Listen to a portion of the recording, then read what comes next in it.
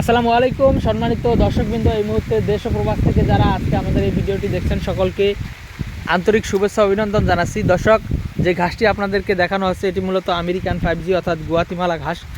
দর্শক, এই ঘাসটি যেমন মোটা তেমন আপনার ফলন, এবং এই ঘাসটিতে যেই যেই ইয়েটা রয়েছে বেশি সেটা হলো ক্যালসিয়াম, অর্থাৎ এই ঘাসটিকে কিন্তু ক্যালসিয়াম জাতীয় ঘাস বলা হয়। দেখেন এই ঘাসটি প্রচুর পরিমাণে ফলন হয় জমিতে, যদিও এই গাছটি একটু অন্যান্য গাছের থেকে সময় বেশি লাগে, অর্থাৎ গাছ কাটতে সময় বেশি লাগে এবং জার্মিনেশনের সময় বেশি লাগে।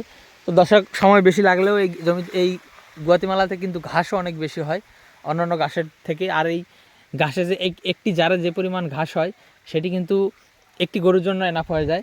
যদি আপনার বড় গরু হয় তাহলে দুইটি জার কেটে দিলে কিন্তু একটি গরুর জন্য এনাফ হয়ে যাবে। তো দর্শক শ্রোতা, এই আমেরিকান 5G অর্থাৎ গুয়াতিমালা ঘাসটি বিশেষ করে যারা গাভীর খামার করেছেন তাদের জন্য দরকারি, অর্থাৎ এই ঘাসে প্রচুর পরিমাণে ক্যালসিয়াম রয়েছে।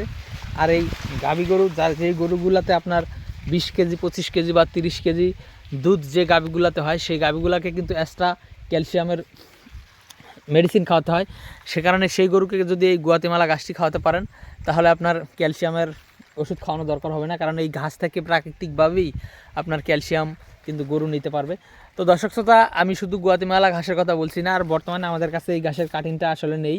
আমাদের এই জমিতে যখন কাটিং হবে এই জমি থেকেই কিন্তু কাটিং দিতে হবে। তাছাড়া আমাদের কিছুদিন আগে আমরা যে কাটিংগুলো দিয়েছি সেগুলো শেষ হয়ে গিয়েছে, আরও 15 থেকে 20 দিন আগেই কাটিং শেষ হয়ে গিয়েছে।